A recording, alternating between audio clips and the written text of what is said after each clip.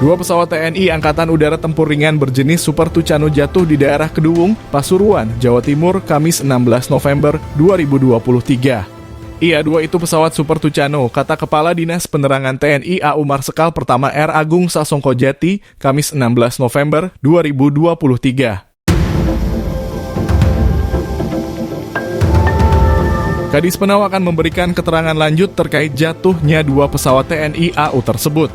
Dalam video yang beredar di media sosial, salah satu pesawat memiliki nomor ekor TT3103. Telah jatuh pesawat Tucano pada hari Kamis tanggal 16 November 2023 sekitar pukul 12.00 waktu Indonesia Barat milik TNI AU Lanut Abdurrahman Saleh Malang di lokasi TNBTS, Desa Kedungung, Kecamatan Puspo, Kabupaten Pasuruan, kata Kapendam 5 Brawijaya Kolonel INF Rendra Dwi Ardhani dalam keterangannya.